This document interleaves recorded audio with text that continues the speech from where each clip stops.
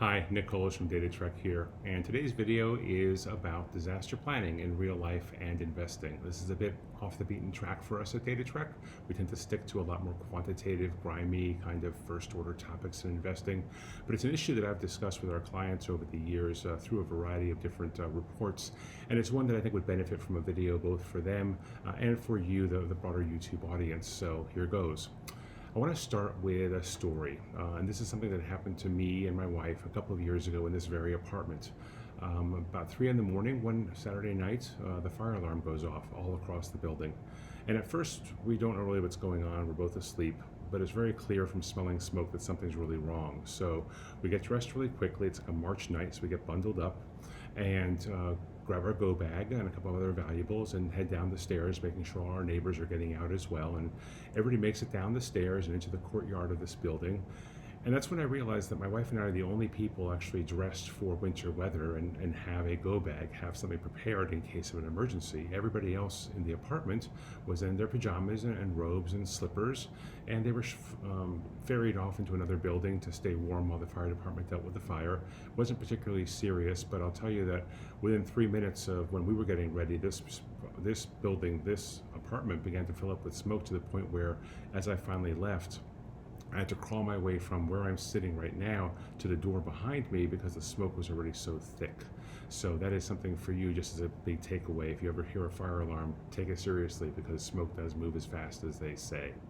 Now, as I was standing in the courtyard talking to my neighbors, what I realized is that these are all very intelligent people. I live in a decent building in Manhattan, and so these are people with some money. They're almost certainly investors. And it struck me that this is why stock markets get very volatile when bad news hits. It's not that people don't know bad news can hit, is that they're not really prepared to think about how to hedge their risks ahead of time. They kind of play it by ear, and when something untoward happens, they're naturally surprised and stocks get volatile because they sell in a crisis. And that's just the way things have been for thousands of years, right? So what I'll do in today's video is kind of tie the two concepts of a go bag, and I'll walk through some of the things in my go bag, with different ways we can think about hedging financial assets in our own portfolios or the portfolios we manage for others. So the first question to answer when you're thinking about a go bag or risk management is, what exactly are you planning for? What kind of crisis do you think is most likely to occur? Because you can't plan for everything, so you kind of have to pick your spots. I've been a lifelong New Yorker, and I can tell you I've been through multiple blackouts, multiple riots, obviously the 9/11 terror attacks, hugely tragic for this city and for the country and for the world, and a variety of other things more parochial to my apartment, like flooding. This apartment's been flooded twice, fire, and so forth. So those are the kind of things that I plan for. And the basic way I do that, and I'll show you a couple of things from my go bag, is first and foremost, not unsurprisingly, money. But these are not hundreds, these are ones. One of the biggest mistakes people make, I think, in disaster planning with a go bag is they take $100 bills. And here's the thing I've learned from a crisis in New York. In a crisis, say a blackout, nothing really dramatic, but very inconvenient, no one makes change in a crisis. If you have 100, then a bottle of water costs $100. If you have the right change, they'll sell it to you for the right change. But just carrying around $100 bills isn't going to get you very far and could actually make you the target for some unwelcome attention if you happen to be pulling out a $100 bill in a bodega to buy water because there's a blackout. So lesson number one, small bills. Lots of small bills with small bills. Obviously have some bigger bills, but hundreds are not the way to go. Ones, fives, tens, maybe 20s are the way to go. Other things you should have that I have, obviously a flashlight. I actually like this brand very much, Surefire. They're very reliable, very, very durable, and they're very bright. Easy thing to carry in a go bag. Another thing to carry, these are copies of passports and driver's licenses. So you may or may not have your wallet with you, but you should have this. And then obviously something simple like a toothbrush and toothpaste. These get sold on Amazon for cheap, and you just throw one in the bag, and then if something happens where you're pushed out of your home, even for a day or two, like for a fire, you've got a toothbrush and toothpaste, everything's taken care of.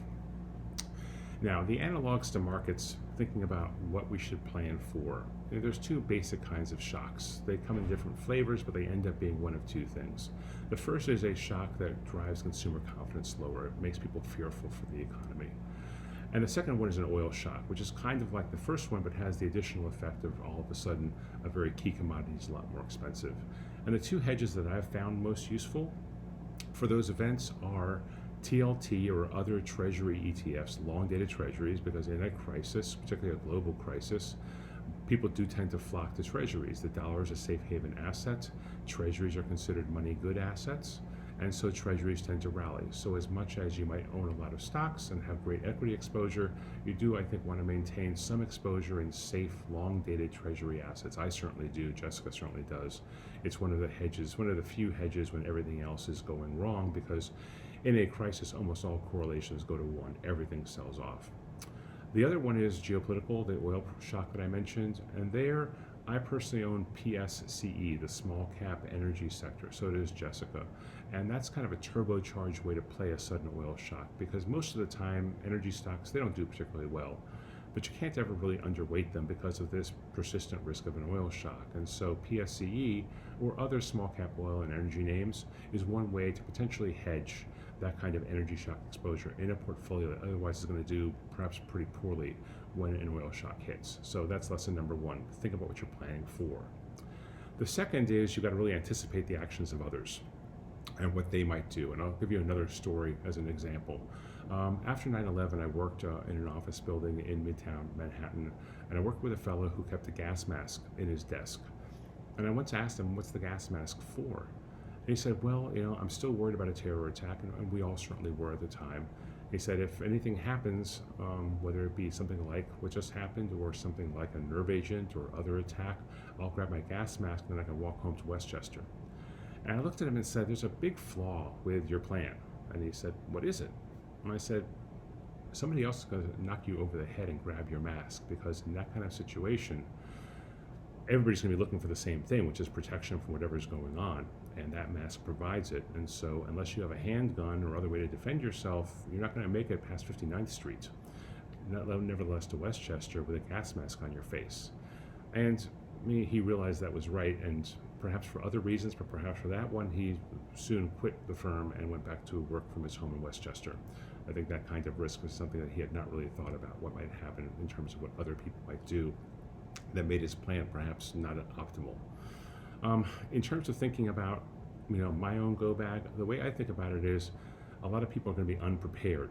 And one of the things about living and working in a crisis is you want to be with other people. You want to be part of a group. You don't want to be a loner.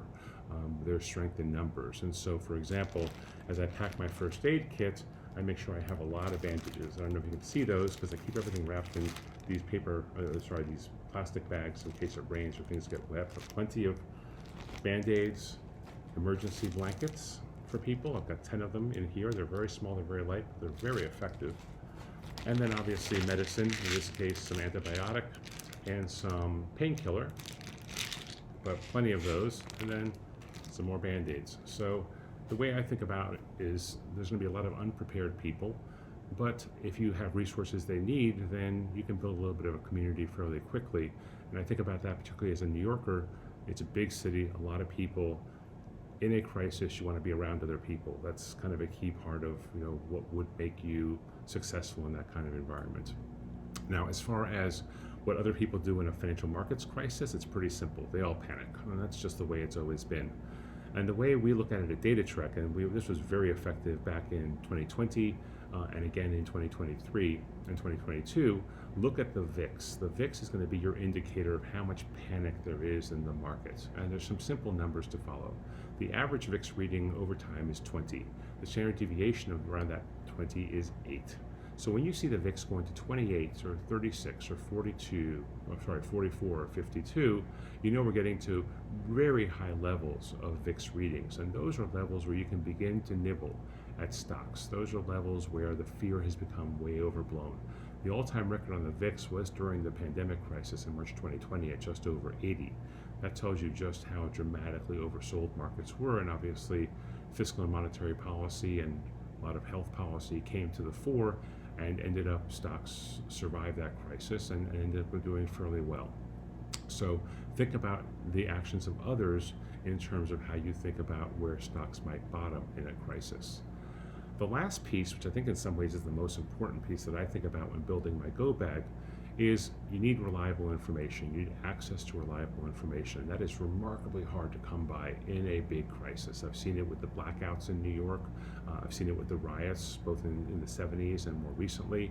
It's very hard to find out what's going on in real time. And so there's a couple of things that I do. So the first one's super easy. AM/FM radio. This is one available for 20 bucks on eBay or on Amazon. Very reliable, but you do need access to some information, some reliable news that provides it.